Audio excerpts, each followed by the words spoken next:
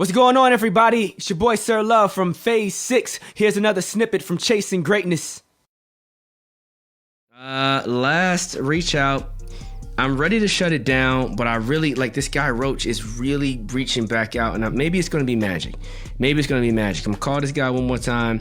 He's reached out to me every time that I missed him. He hit me back. If he doesn't pick up this time, it's over. We're going to conclude this episode because I'm ready to lay it down. But at the same time, I want to support the energy. There's a bunch of other people that reached out, and I am not going to go through all those individuals, but I will give Roach one more shot. So let's see what Roach is talking about. Maybe. Let's see.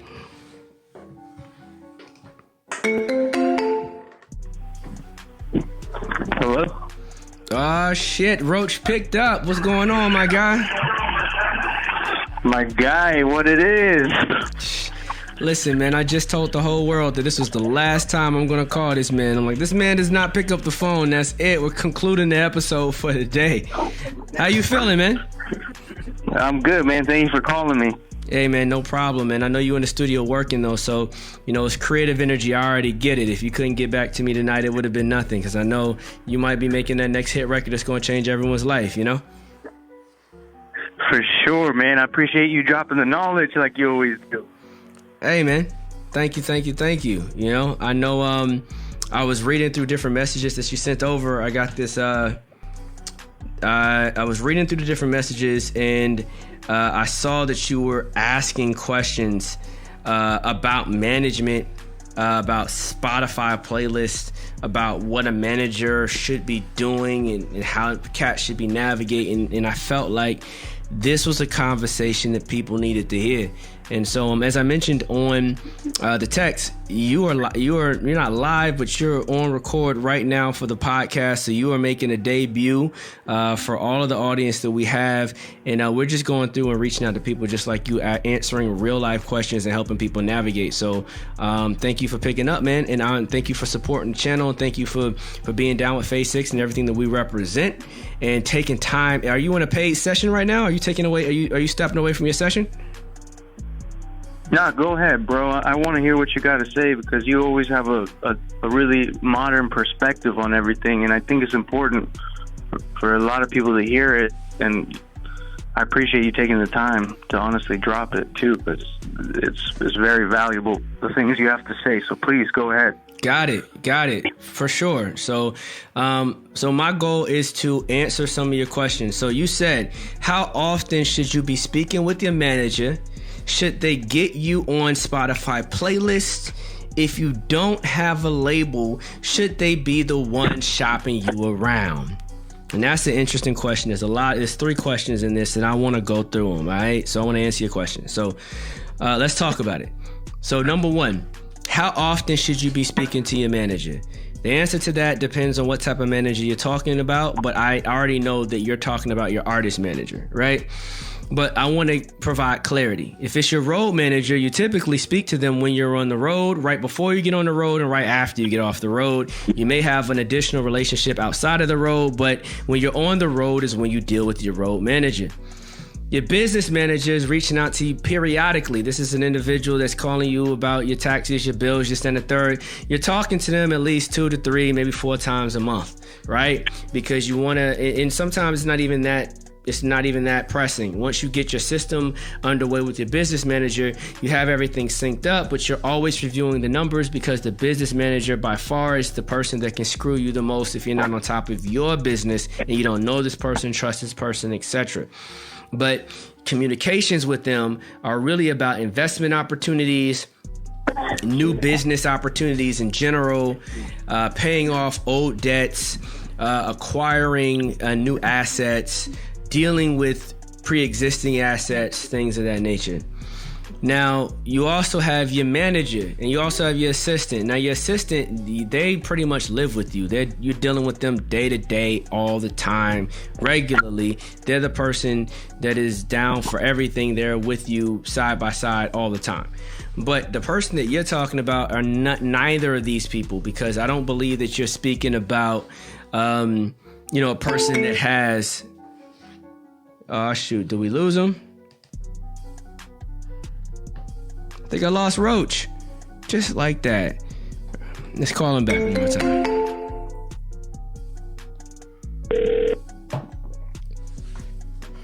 We got disconnected there. We did. Where'd you lose me? What's that? I said we did. Where did you lose me? I think you were at the very end. You were at business manager, and then assistant. Got it. So let's talk about your manager, right? The most important part, because I want to make sure we capture this in this episode before we exit for the day. So your manager, all right? Your question was, how often should you be in communication with this person? You should be in this communication with this person darn near daily, every other day. This should be someone that you talk to all the time. If you have a manager and you don't talk to them regularly, then there's a problem. Period. Right? If they are a business manager, you do not speak to them regularly. Now, some managers will present themselves as a business manager, or present themselves as your artist manager, which is your manager, your day-to-day manager, but then act as a business manager. And then you have other managers that are actually true artist managers, and they are there for you every day. Depending on your setup, you can have a business manager and an assistant, where your assistant is handling all of your day-to-day needs, while your business manager is handling your business needs. And you don't even have an artist manager. That is a thing. That is definitely a thing, especially for artists that know how to handle their own business. Right? They don't need an artist manager. They just need a business manager and an assistant who they give a salary to. Right? But if you are new and upcoming, you have an artist manager, you should be in contact with this person multiple times a week. All right? Because you got to talk about the plan, the play, your updates, your progression. Your artist manager should be creating a business plan for you guys to succeed. And you should be talking about how you're performing against that plan regularly. They should be in the studio with you. They should be making sure you're in the mirrors. They should be on the road with you most of the time, or partial on the road with you. If you have 100 dates, they're there for at least 30 of those dates, right? So this is kind of the relationship that you had. Should they get you on Spotify playlists? Well, that depends. Are they your investor? Spotify playlists either A, cost money if you're reaching out to an independent playlist creator, and if they are a original Spotify playlist like Rap Caviar or Soul Food or R&B or something of that nature, where it's curated by Spotify, in those particular scenarios, they may not have the bandwidth to get you on those platforms, right? Normally those platforms are all of those platforms are algorithm based. The more plays that you get on smaller platforms will help you perform on those platforms. There are a lot of hip hop platforms that if you perform well on, the algorithm will automatically put you on Rap Caviar, right? At the same time, there's curators for Rap Caviar that will put you on Rap Caviar because they really fuck with your music and what you're doing and your movement or your radio plays or whatever other assessments that they're doing to determine the value of your record. Right? So on one level, it's the value of your music in the market. And on the other level, there's favoritism. Like Khaled got on because the person that curated the playlist really loved his music and worked him through the system. And next thing you know, send me your location. Right? So should they be trying? The answer is yes, but playlists often cost money. Should they be investing? No guarantees. Some managers are investors, some managers are not. It is not your manager's job to be your investor. Does that make sense? Totally. And the other piece, if you don't have a label, should they be the ones shopping you around? It depends on your goal. Once again, you and your manager should be sitting down and discussing your goals. You're an artist. You're a producer and engineer. So what are your goals, bro? Like, are you trying to get placements? Are you trying to be a television or movie engineer? Are you trying to, work with a particular artist and be the type of engineer that goes on the road with said artists all the time and works with said artists? Like, I don't know what your goals are, but whatever your goals are, you and your manager should be mapping out those goals together and trying to figure out how to achieve them and setting measurable deadlines, right? Hey, by this date, we want to accomplish this thing. And these are all the tasks that we have to accomplish in order to make that happen. I talk about all of this in the management info pack that's on the website. If you feel your manager doesn't know how to be a manager, you should gift him the info pack about management, or buy it for yourself, read it so that you can at least know how this person's supposed to be navigating, so that you can properly guide him on how to push your career. Because you may have a great relationship with this person and you don't want to get rid of them, but what you want to do is help point them in the right direction, because management is a environment where no one knows what the fuck they're doing unless you've been under the guidance of somebody else. So they just may not know, you know?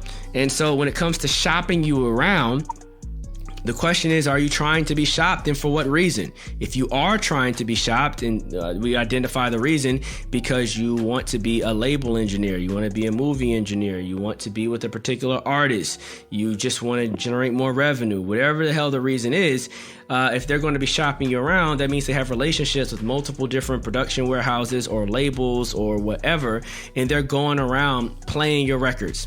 Melita the Mogul is a perfect example of this. I had the pleasure of hanging around her a lot and working with her, and she works with some really dope producers in the game, and she almost actually worked with some of the artists that I had, right? And she's the founder of Mogul Mentality, which is really big. She started off with Rick Ross doing her thing with like Sony Digital and Metro Boomin and all these other different people. And now she has her own clients that she represents who are doing crazy placements for like Chris Brown and all these other different people. And this chick used to work. She affiliated with herself with QC, Quality Control, and she put in motherfucking work. This chick fucking grind. She was in the studio all the time at every fucking studio in the city in Atlanta and showcasing her producer's work to every motherfucking body and trying to get every motherfucking body rapping to her artist shit, right? And she was fucking grinding. And that type of manager grind is really a salesman type role, because her thing was, if I get this placement, I get 20% of everything I sell. Now, if you're a salesman in any other career, who the fuck gives you 20% of what you sell? People give you 10%, people give you 3%, right? For the amount of revenue that you're generating, 20% is huge. So there's a huge opportunity for managers that want to get in the space of producers, because producers generate revenue, whereas artists cost money. Producers make money, engineers make money, artists cost money. So for any manager that wants to be in the space and make money, working with a producer or an engineer like yourself will help them make money, right? So, I mean, that's insight that your manager should probably be aware of, but there's different type of managers, and it's very hard to find a manager that works that hard for producers or engineers. That's not the norm, but is it out there? Yes. Can you have someone like that represent you? Yes. Can you motivate your current person that you're working with to represent you in that way? Yes. Go for the W. I'm sitting here rambling. I know you're listening, but that was a lot. So let me pause. How do you feel about that? What are your thoughts? Did that answer your questions? Of course you answered the questions. I appreciate you answering them and being just so diligent with your answers. Like, it's information that you don't understand unless you experienced it. So it's like, I appreciate, like, as far as like working with up and coming artists, you know, I noticed that a lot of independent labels are gaining a lot of traction now, and you know, there's just seems to be. And it's interesting what you said about having an assistant and a business manager. I never even knew about that, and it's just interesting how you put it, to pay the assistant a salary. As far as independent labels, like, I got another question. I'm just curious, like, what do you think about that? It seems like it's expanding and going back to how it was 40 years ago, where there were a lot of independent labels. So, and it seems like they can, if they have a couple connections at Spotify or Apple Music or something, a big digital platform, they have a means of pushing the product now. It's like, I'm just curious what your take is on that versus the majors. Like, it seems like a lot of more independent labels are coming up and doing what the majors are doing. Well, majors and independent do the same shit. Like, everyone likes to think that, oh man, I'm with an independent, I'm safe, this is better. But it's the same shit, man. At the end of the day, If you wanted to sign with me, right? You're not fucking signing with me unless I'm making money. I'm not going to work if I'm not making money. Why the fuck am I going to go out here, bust my ass, and not make any money? So how do I make money off of you is the question. And that is the question that makes everybody uncomfortable. You're going to just make money off of me? Well, what about me? I want to own my shit, and I want this, and I want that. Okay, well, pay me. I'll work, and, whatever money you make, you make. Well, the truth is, you're not going to make much money for the first couple years. So you're going to be paying me and losing money. That's the true business.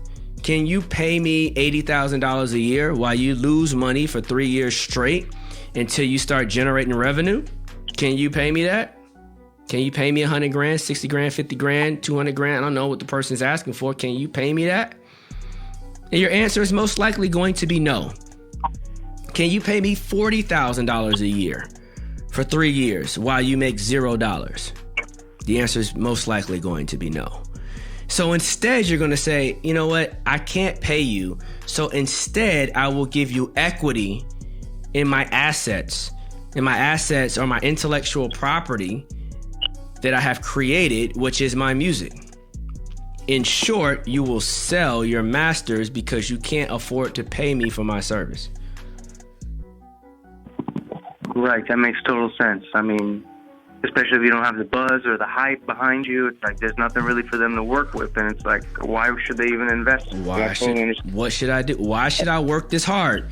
You want to sell me a dream? I'm a business person. I'm trying to make money. So give me a percentage of what you have and I'll go to work on the dream, because now I am tied to the dream. Now I know without a shadow of a doubt that if the dream does come to pass, I will get paid. Otherwise, I'm hustling for the dream and I have no ownership, no equity, no nothing. You can blow up, make it famous, and I can lose everything and make no money. After all that work, 3 years of busting my ass for you, and I make no money because you didn't pay me up front. What scares me, just to hear about artists signing like 6-album deals, and I hear about it, describe them as slave contracts, and it's like, and I hear about DJs like Marshmello doing single deals with multiple labels, and it's interesting how the landscape would kind of change with that. And you're still giving up ownership of the masters, but it's like interesting how he's doing single deals, and obviously he has the reputation to do that. But do you think signing a 6-album deal is smart? It depends on how much money you're going to make up front and what you're going to get. What's the return? Smart is what it is for you. It depends on your goal. For the average artist, it's probably not the smartest thing to do. But, I mean, if someone gave you a $600 million deal for 6 albums, you'll probably fucking sign that shit. Yeah, but if it's only like $500,000 for 6 albums, you know what I'm saying? It's like, and obviously the artist isn't as big as you'd like them to be when they're signing the deal. It's like, it's just scary because the A&R could leave at any moment and you're just like stuck with whoever they all these things could happen. But the beauty is, if you get dropped, depending on how the deal is structured, if you get dropped, the whole deal might become null and void. You can go sign to someone else and them 6 albums won't fucking matter anymore. I see, like Wiz or Bruno, basically. Yeah, I mean, like they get dropped, they go somewhere else. I mean, maybe the other label pays a fee to acquire them, but life goes on. I mean, it's not about the concept, 6 albums for $500,000. It's about the details. The devil's in the details, man.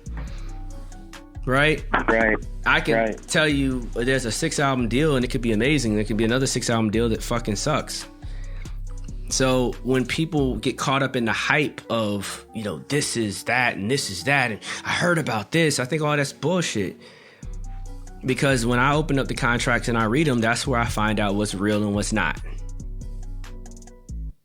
Right, you're right. The devil is in the details. It's so true. It's all in the details, man. So why get caught up in that? What you're trying to do is figure out a business scenario that will yield you money. You're only going for fame or money in this game. What do you want? You want fame or you want money? What do you want? Right? If you want money, negotiate for money. If you want fame, negotiate for fame. If you want both, then you got to wait till you got enough power in your career to ask for both. I'm not going to make you famous and make you rich. Right? That's the mentality. It's like, I'm going to get rich, you're going to get famous. Or you're going to get rich and no one's going to get famous. Or maybe I get famous and you don't, and, you know, no one knows who you are. Like, people know who you are, but they know I'm the one that broke you. Right? Think about that. There's artists, if I think about like making the band, Diddy got more fame. He was already famous, but his fame increased because he did Making the Band. Like, he was the person that made the band, right?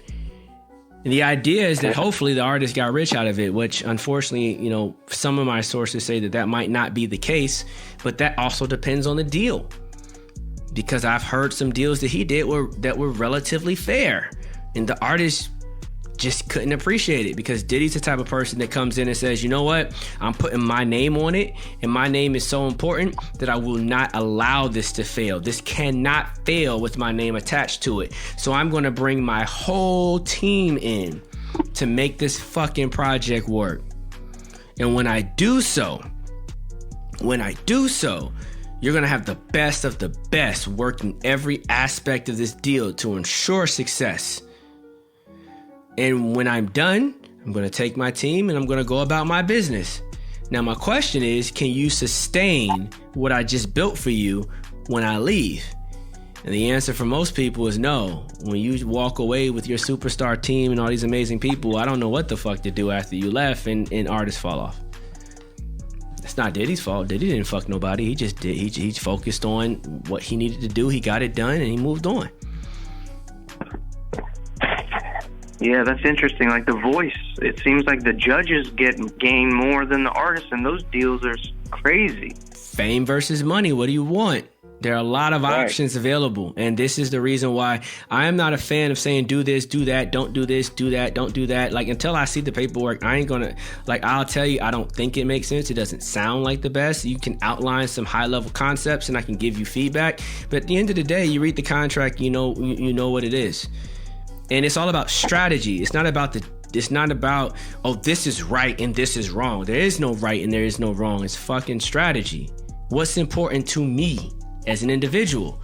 Maybe I'm a family man. Maybe I want a long-term publishing deal that makes my life comfortable going forward, and I don't have to work so hard to achieve certain things. I have certain milestones that I have to hit. Now, maybe I like that. When Alicia Keys signed that $100 million publishing deal, you didn't hear any music from her for a minute.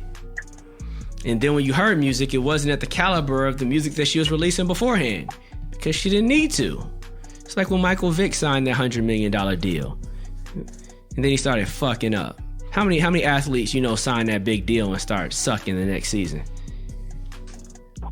Right, that's true. It's about what you want. What is your vision? What is your goal? What is important to you? Right, that's very important. That's so important to know clearly. Right. So, obviously your manager, based off your questions, because I know I got to wrap up, based off your questions, your manager may not be communicating with you effectively. So if you want more touch points with your manager, you need to set the tone with your manager and have a conversation about what you expect and what your goals are. At some point, you guys need to have a general goal-setting conversation about what you're trying to accomplish as a team, as a duo.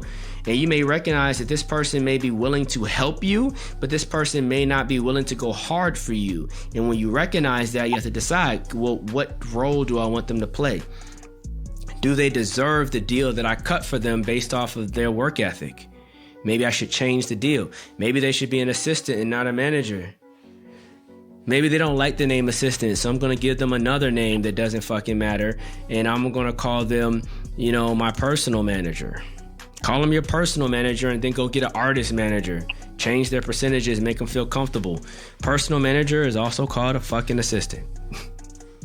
Right? Maybe you have to change it around because they're not the one that's going to help you grow and get to where you need to be. Or maybe they can be. They just need motivation and stimulation and they don't know what to do or where to go. Maybe you should cop some of the products that I provided online and give it to them and say, hey, read this. Let's make a plan. Because I tell them how to make a plan, what to do, how to work it. Right? these are things that you should consider. When it comes to Spotify playlists, if you want to be on Spotify playlists as a producer, you want your beats on there, and that's your goal, that's your vision, then you guys need to start talking about investments. Those investments come from you. How much money do you want to invest in getting yourself on those playlists? As I've said multiple times tonight, it takes 1 million plays to make $4,500. So if you invest more than $4,500 and you're not getting 1 million plays, you're losing somewhere. Unless it's can be a long-term investment, like, over the course of 6 months, I will get 1 million plays and it'll be worth it. Okay, hopefully. Invest in the right playlist. There are a lot of different people out there that are scamming, taking people's money. There's other people that are throwing you on playlists with all these people and no one ever hears your shit. There's people that are really curating great playlists. There's a whole community. You got to get in there and decipher. That's work. Who's doing that work? It's technically your responsibility. Your manager doesn't have to be your marketing person. Your manager is the consultant. Period. As long as they are consulting you, they're doing their job. They consult and they execute the things that they're good at. If they're not good at it, they don't execute it.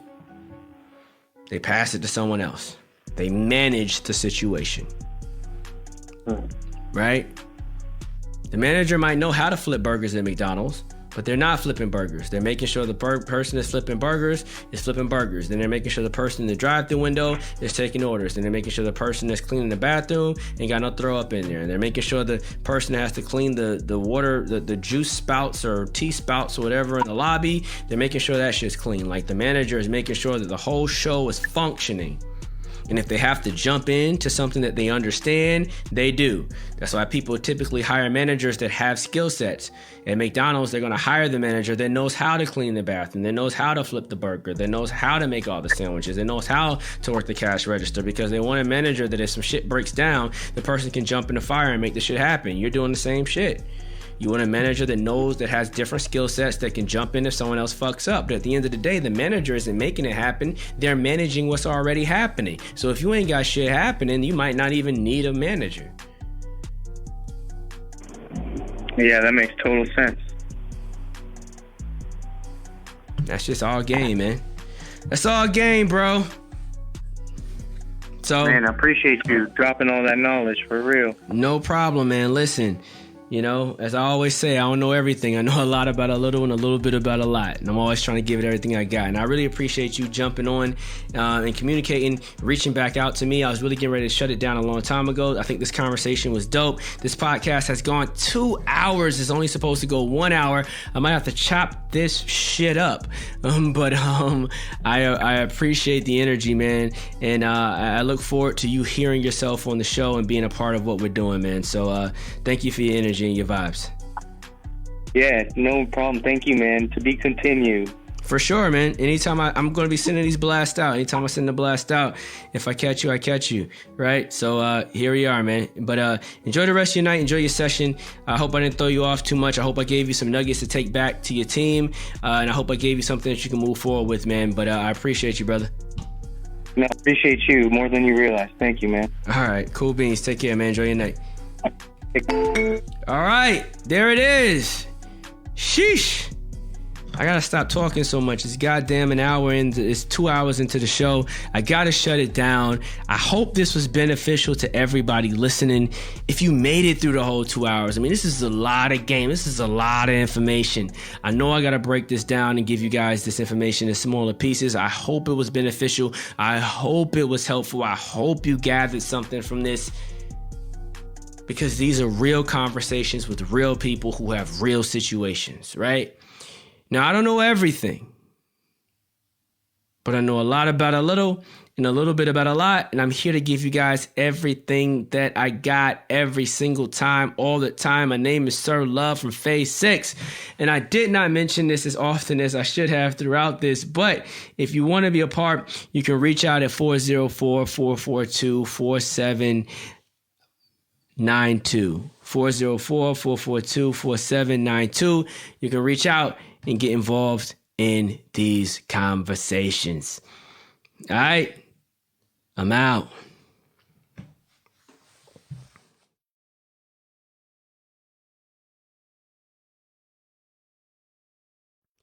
I don't know everything, but I know a lot about a little and a little bit about a lot. And I'm trying to give you guys everything that I got right here on Phase 6. Check us out at www.phasevi.com.